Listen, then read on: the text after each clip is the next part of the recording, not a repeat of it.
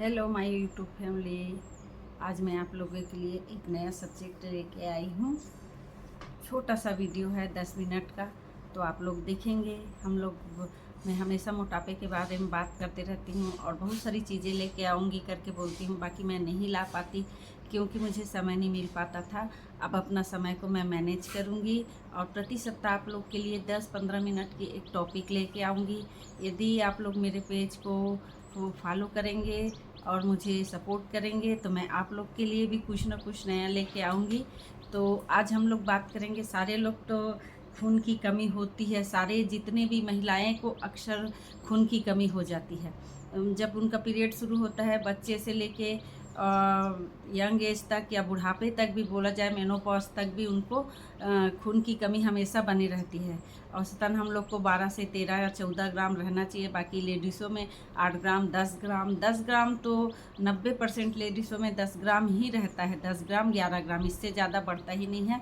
तो हम लोग कर सकते हैं कि आज उसी के संबंध में, जो हमें लेडीज़ों को, खासकर जेंट्स को भी करता है, आयरन देता है, सभी चीज़ करता है। बाकी मैं लेडीज़ के लिए ही बात करती हूँ, तो लेडीज़ के लिए ही बताते रहती हूँ।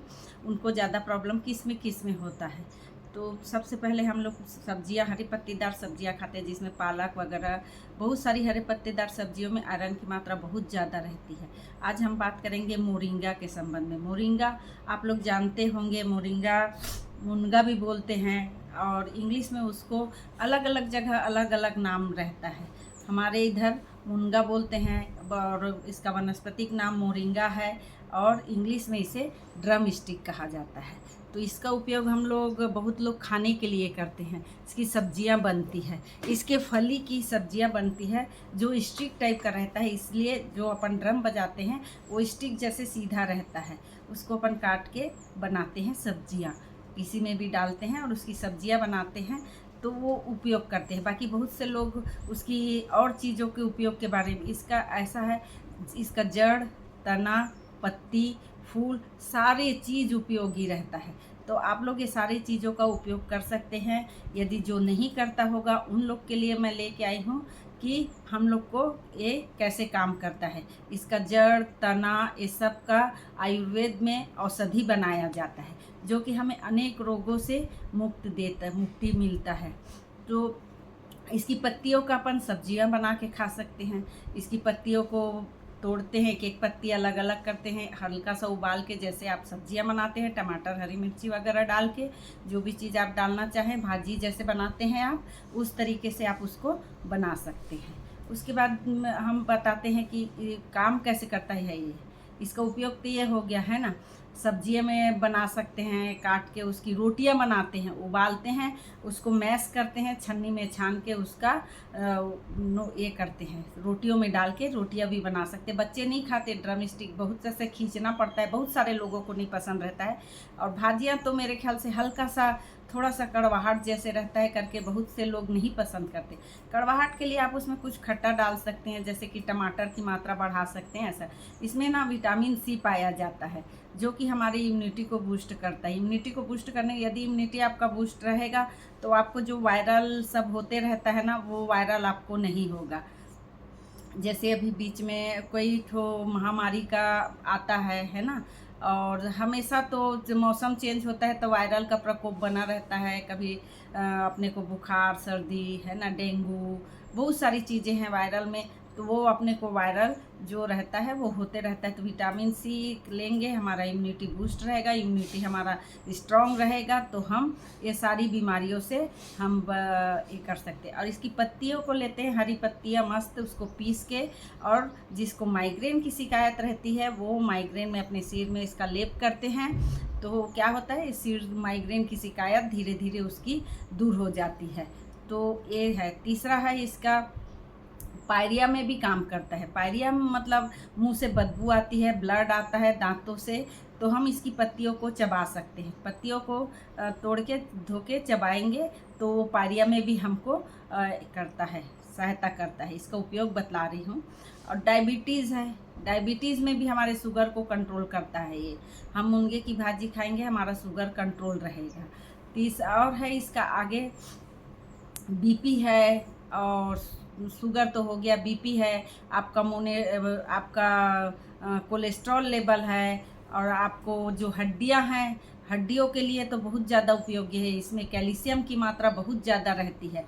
कैल्शियम हमको तो लेते हैं, दूध से लेते हैं, उससे लेते हैं, बाकी इससे लेने से जो आपसे दूध से जो मिलेगा उससे कई गुना ज़्यादा कैल्शियम हमको मुनगे की भाजी से मिलता है। आयरन का तो स्रोत ही है, हरी पत्तेदार जितनी सब्जियां होती है सब आयरन का स्रोत है। तो आयरन तो इसमें भर भर के ही रहता है। अस्थमा रहता है, जो अस्थमा उसको दमा बोलते हैं, बहुत से लोग अस्थमा रहता है तो उसमें भी है आराम मिलता है। ये गर्मी प्रदान करता है हमारे शरीर को और पाचन तंत्र को मजबूत बनाता है, जिससे हमारा जो पचने की क्रिया है वो स्मूथ होती है और नॉर्मल तरीके से चलती है। कब्ज की शिकायत को भी दूर करता है और सबसे मेन चीज़ है हमारे मोटापे को दूर करता है। जब मोटापा दूर होता है तो हमारे हार्मोन्स बैलेंस रहते हैं, जब मोटापा रहता है तो हमारे हार्मोन्स इम्बैलेंस रहते हैं। तो इससे इतना सारा काम ये करता है।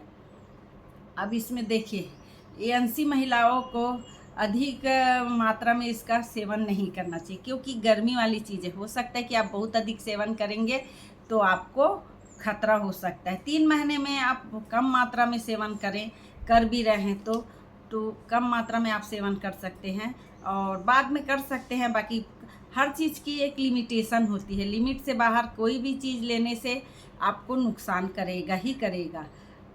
ऐसा इस तरीके से रहता है। अब हम बता देते हैं आपको कि इसमें कि इसकी पौष्टिकता प्रति 100 ग्राम भाजी तो मेरे ख्याल से आप खा सकते हैं। 100 ग्राम भाजी पकाएंगे तो 100 ग्राम इतना सा हुई होता है, तो आप उतना खा सकते हैं। तो इसकी फली में यदि 100 ग्राम लेते हैं ना इसके, तो इसमें 80.2 ग्राम के करीब विटामिन सी पाया जाता है। 80.2 ग्राम के करीब इसमें विटामिन सी पाया जाता है, जो संतरे की तुलना में 7 गुना ज़्यादा विटामिन सी होता है। जो संतरे की तुलना में 7 गुना ज़्यादा विटामिन सी होता है। इसमें क्या क्या पाया, एनर्जी इसमें 37 ग्राम रहता है। 37 ग्राम रहता है। हम तो बताएं मुनगा में विटामिन सी पाया जाता है, जो आपकी इम्यूनिटी को बूस्ट करता है। आप संतरा खाते हैं, संतरे से 7 गुना ज़्यादा इसमें हमको विटामिन सी मिल रहा है इसकी पत्तियों में, तो हम इसको भी खा सकते हैं। संतरा देखिए महंगा फल है और ये तो सभी लोग के पहुँचते तक के है। आसपास में आपको मुनगे की भाजी मिल जाती है। आप मुनगे की भाजी कई पेड़ रहते हैं मुनगे की, रोड में रहता है मुनगे का पेड़ या ड्रम स्टिक का पेड़, जो भी बोले आप। और इसमें विटामिन सी की मात्रा हो गई। कैल्शियम इसमें 3 मिलीग्राम रहता है, जो दूध की तुलना में 17 गुना ज़्यादा है। जो दूध की तुलना में 17 गुना ज़्यादा है। इसमें जो कैल्शियम है वो 30 मिलीग्राम रहता है, जो दूध की तुलना में 17 गुना ज़्यादा है। तो हम क्यों ना मुनगा, सस्ता सुंदर टिकाऊ वाला चीज़ को हम लोग क्यों फेंक देते हैं। बहुत से लोग बोलते हैं अरे ये मुनगा भाजी खाने का है क्या। बिल्कुल आप खाइए, आपको उसको खा के आप देखिए कि आपको फ़ायदा होता है कि नहीं होता है। मेनोपॉज के समय में हमारी हड्डियां जो रहती हैं वो उस उम्र तक के पूरा जर्जर होने लगता है। कई लोग को अर्थराइटिस हो जाता है। तो यदि हम स्टार्टिंग से सप्ताह में, उसका पाउडर भी मिलता है, पाउडर भी मिलता है मार्केट में, उसको रोटियों में डाल के खाते हैं। आप यदि सब्जी में आपको थोड़ा कड़वाहट लगता है तो आप उसको उबाल लीजिए और थोड़ा सा ब्लेंड कर लीजिए और आटे में डाल के उसकी रोटियां गूँथ लीजिए। या आप जो चीज़ खाना पसंद करते हैं, जैसे मूंग की चीला खाते हैं या जो भी चीज़ खाते हैं, उसमें वो भाजी को डाल के अपना बना सकते हैं। यदि आप खिचड़ी बनाते हैं तो खिचड़ी में भी डाल सकते हैं। और इसमें पोटेशियम कितना रहता है, पोटेशियम 0.45 mg रहता है। पोटेशियम इसमें 0.45 mg रहता है, जो कि केला में भी एक केला में भी उतना नहीं मिलेगा, है ना। जिंक इसमें रहता है 0.08 mg जिंक रहता है। जब जिंक भी हमारा क्या करता है, हमको इम्यूनिटी को बूस्ट करता है। जिंक की टेबलेट भी हमारी इम्यूनिटी को बूस्ट करता है। तो ये भी जिंक भी रहता है इसमें। और इसके फूल की सब्जियां यदि हम खाते हैं तो जो पेट में कीड़े रहते हैं, सभी के पेट में कीड़े हो जाते हैं, ऐसा नहीं है। सभी के पेट में कृमि की दवा हम बच्चे को ज़रूर देते हैं, बाकी गर्भवती माता नहीं लेती। उनको तो डॉक्टर के पास लेके जाते हैं तो डॉक्टर कृमि का दवा ज़रूर लिख के देते हैं उनको। और हम लोग तो कभी सोचते ही नहीं है कि हम लोग यंग हो गए हैं या बुढ़ापे में जा रहे हैं तो हम लोग को कृमि की दवा लेने की ज़रूरत है। बाकी सबसे मेन तो वही है कि यदि हम उसे नहीं लेते हैं तभी हमारा जो है पूरा स्टमक गड़बड़ होता है और पूरे पाचन तंत्र गड़बड़ हो जाते हैं। तो इसमें इसके फूल में इतना पावर है कि हमारे कृमि को भी ये ठीक कर सक। मैग्नीशियम रहता है इसमें 0., जितने हम बता रहे हैं ना खनिज, वो सारे हमारे शरीर की आवश्यकताएं हैं। 0.7 mg रहता है इसमें। तो इस प्रकार से मैं इतना हमको जानने की आवश्यकता भी नहीं है कि इसमें कितना mg रहता है। बाकी यदि हम लोग इसको 100 ग्राम भी ले लेते हैं, सप्ताह में 2 बार भी ले लेते हैं, तो बहुत सारी जो विटामिन मिनरल सब हमारे शरीर में जो कमियां होती हैं वो हमें घर में आसानी से सस्ते इसमें पूरा कर सकते हैं। मैं तो लेती हूँ, कभी मैं रोटियों में डाल देती हूँ, कभी मैं खिचड़ी बनाती हूँ उसमें डाल देती हूँ। मैं आयरन का टेबलेट कभी नहीं लेना पसंद करती, मैंने ली ही नहीं हूँ मैं आयरन का टेबलेट। मैं ये सारी चीज़ें, पत्तीदार सब्जियाँ मुझे बहुत पसंद है।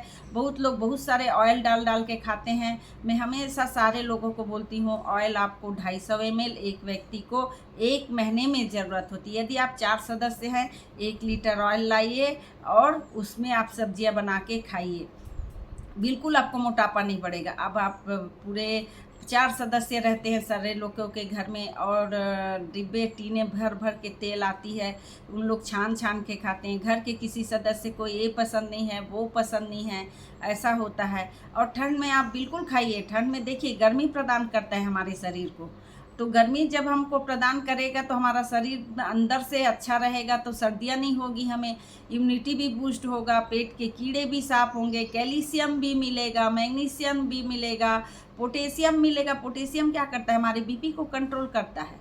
बीपी को कंट्रोल करता है, जिसको बीपी है वो भी ले सकता है, उसका बीपी कंट्रोल होगा। ओके, यदि आप लोग को मैं जो बोल रही हूँ एक एक चीज़ ला के आप लोग से बातें करूँगी, तो यदि आप लोग को पसंद आता है तो आप लोग मेरे चैनल को फॉलो कर सकते हैं, मुझे सब्सक्राइब कर सकते हैं, मुझे लाइक कर सकते हैं, शेयर कर सकते हैं, जिससे मैं कि छोटी सी बातें अब जो मैं यूज़ करती हूँ वो आप लोग तक शेयर करूँ, जो मैंने यूज़ किया है और जिससे मुझे फ़ायदा हुआ है। आज लोग बोलते हैं कि मैं 60 साल की उम्र में इतना वर्कआउट कैसे करती हूँ, आप थकते नहीं हो क्या? जी नहीं, बैलेंस डाइट लेने से इंसान उम्र से नहीं होता, उम्र एक गिनती बन जाती है। यदि आप बैलेंस डाइट हमेशा लेंगे तो उम्र आपके लिए एक गिनती का काम करेगा। आप अच्छे से उसको इंजॉय करेंगे अपनी लाइफ, चाहे बुढ़ापा हो, चाहे यंग एज हो, चाहे बचपना, हर लाइफ को आप इंजॉय के साथ जी लीजिए। बाकी आप बैलेंस डाइट लीजिए। इनबैलेंस करेंगे तो आपका सब चीज़ खराब हो जाएगा, फिर आप कहीं पे भी इंजॉय नहीं कर सकेंगे, किसी भी लाइफ को इंजॉय नहीं कर पाएंगे। ओके, आज के लिए इतना ही। यदि पसंद आता है तो प्लीज़ मुझे सब्सक्राइब करिए, मुझे सपोर्ट करिए। Thank you so much. आज के लिए इतना ही, धन्यवाद सबको। यदि मुझे सुने हैं तो पूरी वीडियो देखे हैं, तो जहाँ कमी रहेगी आप लोग प्लीज़ मुझे बताइएगा, तो मैं उसको सुधार करके आप लोग के लिए और प्रेजेंट कर सकूँ। Okay, thank you, bye bye.